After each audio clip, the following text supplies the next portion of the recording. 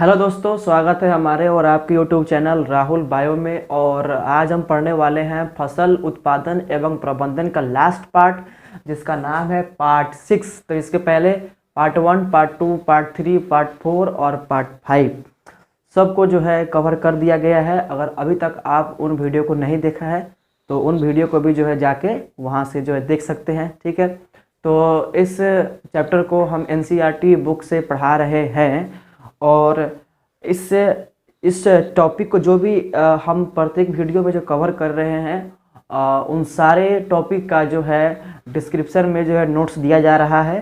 तो आपको केवल क्या करना है कि धीरे धीरे बैठ के आराम से जो है जो भी पढ़ाया जा रहा है उस सबको देखना है।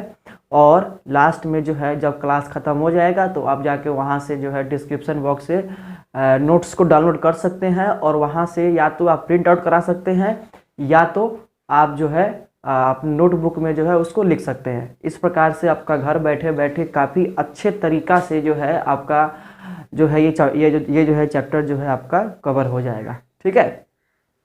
तो इसी प्रकार से अगर बात करेंगे तो सबसे लास्ट हम लोग जो है कृषि पद्धति के बारे में बात कर रहे हैं, जिसका नाम है फसल की कटाई।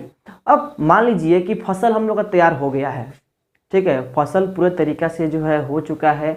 अब ये आवश्यकता है कि इस फसल को हम अपने खेत से अलग करके जो है हम अपने घर पे ले आए, है कि ना, और फिर उसको जो है आगे प्रक्रिया जो है जो बाकी है उसको करें। तो यानी कि अगर बात करेंगे फसल की कटाई की अगर बात करेंगे तो यानी कटाई एक ऐसा प्रक्रिया है जिसमें हम क्या करते हैं, जिसमें हम ये करते हैं कि फसल को खेत से जो है हम लोग क्या करते हैं, अलग कर देते हैं। कटाई एक ऐसा प्रक्रिया है जिसमें हम अपने फसल को खेत से क्या करते हैं, अलग करते हैं। तो वहाँ पर दिया गया है फसल को खेत से अलग करना क्या कहलाता है, कटाई कहलाता है, ठीक है। उसके बाद में अगर बात है कटाई का, तो कटाई बहुत सारे मशीन से हो सकता है, जैसे कि या बहुत सारे औजार से भी हो सकता है। जैसे मान लीजिए कटाई का सबसे पुराना तरीका है हंसिया से। हंसिया यानी कि हंसुआ, जो कुछ इस प्रकार से होता है और उसके अंदर जो बहुत सारा दांत होता है और जिससे क्या होता है कि जिससे जो है हम लोग फसल को उससे काटते हैं। तो हंसिया के द्वारा हम लोग जो है फसल को काट सकते हैं। लेकिन अगर खेत काफ़ी बड़ा है और फसल काफ़ी ज़्यादा है तो उस समय जो है हंसिया जो है उतना काम नहीं कर पाएगा, ठीक है। तो फिर वहाँ पे उस समय हम लोग क्या करेंगे, तो उस समय हम लोग एक मशीन का उपयोग करते हैं जिसका नाम है हार्वेस्टर मशीन।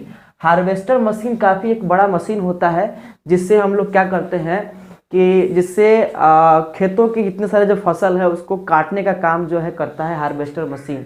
तो इससे फ़ायदा ये होता है कि समय काफ़ी कम लगता है और अधिक से अधिक काम हो जाता है। लेकिन हंसिया से जो है उतना अधिक काम नहीं होगा, ठीक है, और काफ़ी समय भी लगेगा, ठीक है। तो हम लोग हार्वेस्टर से क्या कर सकते हैं कि फसल की हम लोग कटाई कर सकते हैं।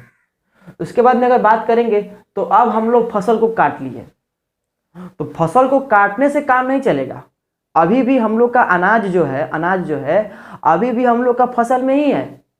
तो फिर उस अनाज को, जिस अनाज को पाने के लिए इतना मेहनत किए हैं, अगर उस अनाज को उस फसल से अगर अलग नहीं करेंगे या उस पौधे से अलग नहीं करेंगे तो फिर हमको कहाँ से अनाज मिल पाएगा, ठीक है। तो उसके कटाई के बाद एक नेक्स्ट कृषि पद्धति है जिसको हम लोग बोलते हैं दौनी या थ्रेसरिंग। क्या बोलते हैं, दौनी या थ्रेसरिंग बोलते हैं, ठीक है। तो दौनी का अगर बात करेंगे तो दौनी एक ऐसा प्रक्रिया है या थ्रेसरिंग एक ऐसा प्रक्रिया है जिसमें हम लोग क्या करते हैं कि अनाज को पौधे से अलग करना, यानी कि अनाज को पौधे से अलग कर लेते हैं। मान लीजिए कि जिस धान गेहूं को हम लोग अपने खेत से काटे हैं, तो फिर वो जो पौधा है उससे हम लोग क्या करेंगे कि अनाज को जो है उससे अलग करेंगे, ठीक है। अनाज को पौधे से अलग करेंगे।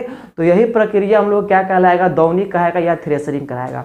दौनी का या थ्रेसरिंग का जो है विभिन्न तरीका है करने का, लेकिन आजकल जो चल रहा है उसका नाम है थ्रेसर मशीन। थ्रेसर मशीन एक ऐसा मशीन है जिसके सहायता से हम लोग क्या कर सकते हैं कि काफ़ी बड़े पैमाने पे बहुत अधिक मात्रा में जो अगर पौधा है तो उस पौधे से जो है हम लोग क्या कर सकते हैं कि अनाज को अलग कर सकते हैं या उस फसल से हम लोग अनाज को अलग कर सकते हैं। तो थ्रेसर मशीन एक ऐसा मशीन जिसका उपयोग हम लोग करते हैं अनाज को फसल से या पौधे से अलग करने के लिए। ठीक है, तो ये दोनों काम अलग अलग हमको करना पड़ता है। लेकिन अब यहाँ पे ऐसा बात नहीं है, एक ऐसा मशीन आया है जिसका नाम है कंबाइन मशीन। कंबाइन मशीन, ठीक है, तो कंबाइन मशीन एक ऐसा मशीन है जिसका हम लोग उपयोग दो काम के लिए करते हैं। यह एक ऐसा मशीन है जो दो कामों को एक साथ करता है। फर्स्ट है कटाई और सेकेंड है थ्रेशरिंग। तो कंबाइन मशीन एक ऐसा मशीन है जिसमें क्या होता है, कटाई भी होता है और थ्रेशरिंग भी होता है। यानी कहने का अर्थ है यह एक ऐसा मशीन है जो क्या करेगा कि जो पौधे हैं खेत में, उस पौधे को तो काट के अलग अलग तो करवे करेंगे, साथ ही साथ क्या करेंगे, यानी कि ये तो कटाई तो करवे करेंगे, कटाई के साथ साथ उसी समय उस पौधे से जो भी अनाज है उसको भी जो है बाहर जो है निकाल लेंगे। तो ये मशीन का ये फायदा यही है, ये दोनों काम जो है साथ साथ करता है। ठीक है, तो इससे क्या होगा, इससे और फायदा ये होगा कि जो है काफी कम समय में जो है हम लोग का जो है अनाज जो है वो जो है फसल से हम लोग अलग कर पाएंगे या खेत से अलग कर पाएंगे। ठीक है ना, तो इसका फायदा ये है।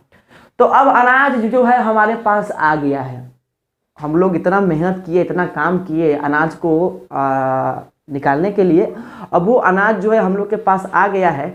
अब किस प्रकार से अब तो अनाज आ गया है, यानी हम लोग का कृषि जो है यहाँ पे समाप्त हो गया। ठीक है, लेकिन अभी भी एक कृषि पद्धति का एक प्रक्रिया बाकी है जिसका नाम है अनाज का भंडारण। मान लीजिए आपके हाथ में अनाज आ गया, अगर उस अनाज को अगर आप सही तरीका से अगर नहीं रखिएगा, ये बात थोड़े है कि सब अनाजों को आज ही खा जाइएगा। भविष्य में कुछ ना कुछ तो बचा के रखना है ना, ताकि आपातकालीन समय में जो है उसका जो है हम लोग उपयोग कर पाए। तो अब यहाँ पे मेन बात यह है कि अनाज का भंडारण, यानी कि जो भी अनाज हम लोग जो उपजाए हैं उसको ऐसे सुरक्षित रखें ताकि भविष्य में जो है उसको जो है उसका जो है उपयोग हो पाए। जैसे मान लीजिए अनाज हो गया तो कुछ का तो उपयोग हम लोग खाने के लिए कर लेते हैं, कुछ ना कुछ जो है हम अपने जो है उसको जो है उसको कहीं पे रखते हैं सुरक्षित, ताकि आने वाला भविष्य में जो है उसका उपयोग हो पाए, है कि ना। तो वही दिया गया है। अनाज का भंडारण का कहने का अर्थ है अनाज को सुरक्षित रखना। क्यों रखेंगे, भविष्य के लिए, ताकि मान लीजिए अगर सूखा पड़ जाए या दाहड़ चला आए और पूरा फसल बर्बाद हो जाए, उस समय यही अनाज जो है काम देगा। ठीक है ना, जो हम लोग बचा के रखे हैं। लेकिन अनाज का जो भंडारण करने के लिए भी बहुत सारा नियम है, उस सब नियम को पालन करेंगे तभी जाके जो है हम लोग का अनाज का भंडारण करने के बाद वो अनाज रहेगा सुरक्षित। तो कौन कौन सा नियम है, सबसे फर्स्ट बात यह है कि जब भी हम लोग अनाज को काट के यहाँ पे जो थ्रेशरिंग किए हैं, उसके बाद अनाज में जो है काफ़ी अधिक मात्रा में देखने को मिलता है हम लोग को नमी। उसके अंदर जो जल की मात्रा जो है काफ़ी अधिक होती है, नमी काफ़ी अधिक होती है। तो अगर उसको कहीं पे अगर रखना है सुरक्षित, तो सुरक्षित रखने से पहले ये आवश्यकता है कि उसको धूप में सुखा दिया जाए। तो जब उस अनाज को हम लोग धूप में सुखाते हैं तो उससे ये फायदा होता है कि उसमें का सारा नमी खत्म हो जाता है। और जब उसमें का नमी खत्म हो जाता है तब ये फायदा होता है कि अब उस अनाज को जब अगर हम रखेंगे तो उसमें कोई जो है कीड़ा मकोड़ा या कोई भी जो है सूक्ष्म जीव उसमें नहीं लगेगा, उसमें सूक्ष्म जीव नहीं पनपेगा। इसीलिए क्या करते हैं कि अनाज का भंडारण करने से सबसे पहले उसको जो है हम लोग सुखा लेते हैं। ठीक है, अपना धान गेहूँ अगर आप किसान हैं तो आपके घर में भी ऐसा होता होगा। ठीक है, तो यहीं पे दिया गया है कि अनाज को सुखाते हैं, सबसे पहला बात यह है। उसके बाद में सुखाने से ये फायदा होता है कि सूक्ष्म जीव से क्या बोलते हैं, सूक्ष्म जीव से बचने, यानी कहने का अर्थ है सूक्ष्म जीव को से बचाने के लिए जो है हम लोग क्या करते हैं कि अनाज को हम लोग सुखाते हैं। ठीक है, क्योंकि सूक्ष्म जीव वहीं पनपते हैं जहां नमी की मात्रा होती है। और शुरू में जब हम लोग काटे थे फसल को और फिर वहां से अनाज को बाहर निकाले थे तो उस समय अनाज में काफ़ी नमी था। ठीक है, इसीलिए सुखा दिए तो वहां से क्या होगा कि हम लोग का अनाज में अब कोई सूक्ष्म जीव नहीं लगेगा, वो खराब जो है नहीं रहेगा। उसके बाद में अब ऐसा बात नहीं है, और सारे अनाज को नहीं सुखाते, कुछ कुछ अधिकांश अनाज को सुखा देते हैं, ठीक है। उसके बाद में अगर आगे बात करेंगे तो वहाँ पे देखेंगे कि कुछ ऐसे फल होते हैं या कुछ ऐसे सब्जी होती है कि जिसको सुरक्षित रखने के लिए हम लोग क्या करते हैं कि कोल्ड स्टोर में ले आके रखते हैं। जैसे कि आलू हो गया, जैसे कि कोई फल हो गया। जैसे कि आप लोग देखते होंगे कि जब आपके पापा जो है मार्केट से कुछ लाते होंगे से वो खरीद के, तो क्या करते हैं कि उसको बचा के रखने के लिए, कुछ दिनों तक के लिए उसका उपयोग करने के लिए उसको आप फ्रिज में रख देते हैं कि नहीं रखते? तो फ्रिज में रखने से क्या होता है कि वो जो है फल है या वो जो अगर सब्जी है तो क्या होता है कि लंबे समय तक जो है वो बचे रहता है। तो कुछ फल एवं सब्जी को कोल्ड स्टोर में हम लोग रखते हैं। कोल्ड स्टोर यानी कहने का अर्थ है एक ऐसा रूम, एक ऐसा बड़ा कमरा जिसका तापमान काफ़ी कम रहता है, एकदम फ्रिज की तरह। और इससे ये होता है कि वहाँ का जो भी फल या सब्जी रखे हैं उस पर सूक्ष्म जीव नहीं पनपते, इस कारण से वो जल्दी खराब जो है नहीं होते, सालों सालों तक जो है वो ऐसे ही बचे रहते हैं, ठीक है। और एक और तरीका है कि जैसे मान लीजिए एक और तरीका है कि कोई अनाज है तो उसको ऐसे बर्तन में रख दिए जिस बर्तन में हवा ना जा पाए, ठीक है। जैसे कि उससे फ़ायदा ये होता है कि अगर उस बर्तन में अगर हवा नहीं जाएगा तो इससे फ़ायदा ये होगा कि वहाँ पे, क्योंकि हवा में ही तो नमी है, और जहाँ नमी जाएगा तो उस अनाज में क्या पकड़ लेगा, सूक्ष्म जीव पकड़ जाएगा, उसको खा जाएगा, उसको ख़त्म कर देगा। तो हम लोग बहुत सारे अनाज को क्या करते हैं, वायु रोधी बर्तन में रखते हैं, पात्र में रखते हैं, जिससे ये होता है कि हम लोग का अनाज जो है खराब नहीं होता है। तो यहीं पे दिया गया है, अनाज को वायु रोधी पात्र में रखते हैं, क्योंकि उसमें रखने से फायदा ये होता है कि उसके अंदर हवा नहीं जाता है, और जब हवा नहीं जाएगा तो वो जो है सूक्ष्म जीव से जो है वो अनाज जो है सदियों साल तक जो है वो बचा रहेगा, ठीक है। तो इस प्रकार से हम लोग जो है अनाज का जो है भंडारण हम लोग यहाँ पे कर सकते हैं। और तो इसी प्रकार से देखा जाए तो एक और लास्ट टॉपिक है जिसमें का नाम है जंतुओं से भोजन। तो ये बात गलत है कि हमको सारा भोजन जो है पौधे से ही मिलता है। बहुत सारा भोजन जो है हमको जंतु से भी मिलता है, जैसे कि दूध हो गया, घी हो गया, अंडा हो गया, मांस हो गया, मछली हो गया। ये सब तो कोई हमको पौधा से नहीं मिलता है, ये जानवर से मिलता है। तो ये सब इतने सारे जो भोजन जो आपको मिल रहा है ये जानवरों से मिलने वाला भोजन है, ठीक है। तो इसी प्रकार से अगर बात करेंगे तो हम लोग का जो टॉपिक है यहीं पे समाप्त होता है, और यहीं पे हम लोग का फसल उत्पादन एवं प्रबंधन जो एक चैप्टर है वो यहीं पे होता है समाप्त। और आगे हम लोग बात करेंगे नेक्स्ट चैप्टर का। नेक्स्ट चैप्टर हम लोग पढ़ेंगे कोशिका।